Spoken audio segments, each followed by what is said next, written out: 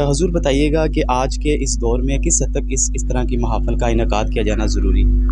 دیکھیے، آج کے دور میں ہماری مسجدیں الحمدللہ آباد ہیں، لیکن کردار سازی نہیں ہے۔ آج کے دور میں کردار کے سنوارنے کو اہمیت دینی چاہیے، اور کردار ہی ایک ایسی شے ہے کہ جس میں مثلاً ایک اللہ کے دوست تھے، وہ ان کا ایک شاگرد جب اس نے اجازت طلب کی کہ میں فلاں علاقے میں تبلیغ کے لیے جانا چاہتا ہوں، تو انہوں نے ارشاد فرمایا کہ کوشش کرنا تمہیں زبان نہ ہلانی پڑے۔ یہ جو زبان کا نہ ہلنا ہے یہ کردار ہے، اور یہاں جو دین پھیلا ہے وہ کردار سے ہی پھیلا ہے۔ لوگوں کو جب خواجہ غریب نواز یہاں تشریف لائے ہیں، یا بابا فرید آئے ہیں، یا غوث بہاءالحق زکریا ملتانی آئے ہیں، تو اس وقت لوگوں کو قرآن و حدیث کے بارے میں کچھ معلوم نہیں تھا، اور یہاں کے جو مذہب تھے ان کو کیا غرض تھی قرآن و حدیث سے؟ انہوں نے لوگوں کے رویے دیکھے ان لوگوں کے کہ اچھا یہ ہے اسلام، یہ اس پر کاربند ہیں۔ ہم لوگ آج اسلام سے ہٹ کر اور باقی چیزوں پر بہت زور دے رہے ہیں۔ کردار سازی یہ دین کا ایک شعار ہے، دین کے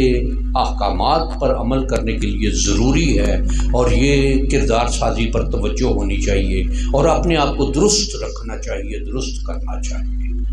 اچھا حضور، یہ بتائیے گا کہ آج کل سوشل میڈیا کا دور ہے، خاص کر نوجوان لڑکے اور لڑکیاں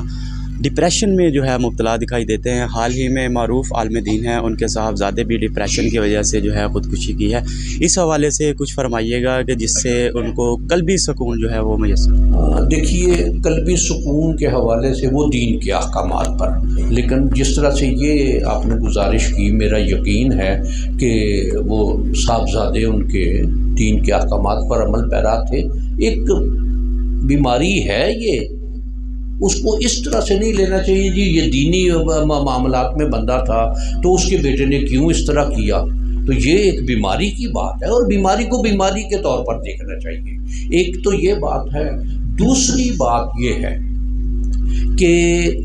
ڈپریشن جو ہے آج کا، یہ ہمارے دین کے احکامات سے دوری کی بات ہے۔ میں مثال ایک بات دیکھیے، ہمارے ہاں رات کا جاگنا ایک فیشن بنتا جا رہا ہے کہ رات ہمارے ہاں اب دیہاتوں میں بازار 11-12 بجے تک ایک معمولی بات ہے۔ یہ شے رات کا جاگنا جو ہے، جس طرح قرآن مجید کے احکامات بھی ہیں کہ رات تمہارے سکون کے لیے بنائی گئی ہے۔ اب جو کوئی طریقت فطرت سے ہٹے گا، یہ فطرت یہی ہے کہ رات آرام کے لیے، دن کام کے لیے، اور اگر اس کو الٹا کرنے کی کوشش کریں گے تو پھر اس طرح کی خرابیاں ضرور آئیں گی۔ ایک یہ بات ہے، دوسری بات اس میں یہ ہے کہ جو دین کے احکامات سے دوری کا نتیجہ ہے، اختلاط ہے، وہ یہ چیزیں، پھر یہ کہ توجہ والدین کی، اساتذہ کی، یا اور باقی جو معاشرے میں تربیت کرنے والے لوگ ہیں، ان کا صحیح انداز اور صحیح طریقے سے تربیت کرنا، کہ جو بچہ اس وقت ابھی کچھ نہیں سیکھ رہا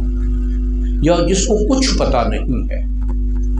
اس کی تربیت کہ وہ اس معاشرے کا ایک کارآمد فرد بنے، ایک اچھا انسان بنے، ایک اچھا مسلمان بنے۔ یہ ہمارے ہاں شاید بنیادی ضرورت، میرے نزدیک یہ بنیادی ضرورت ہے۔ باقی اور ہر کسی کا مختلف سوچ ہے، لیکن میری جو سوچ ہے اس میں یہ ہے کہ ہمارے ہاں تربیت کا فقدان ہے۔ اس تربیت کے فقدان کو جو ہمارے اسکول کالجز ہیں، وہاں بھی اساتذہ کا جو ایک رویہ ہوتا تھا پہلے شاگرد کی تربیت کے حوالے سے، وہ ختم ہو گیا، اسکول تک اب ایون ختم ہو گیا، اور اس کی بہت سی وجوہات ہیں کہ جب استاد کسی بچے کو ڈانٹے اور اس کا باپ جا کے اس استاد کی بے عزتی کر دے کلاس میں یا اسکول میں یا اس کے طالب علموں کے سامنے، تو پھر وہ کہے گا خسمن پر۔ یہ ہے کہ جو معاشرے کے صاحب عزت طبقے ہیں،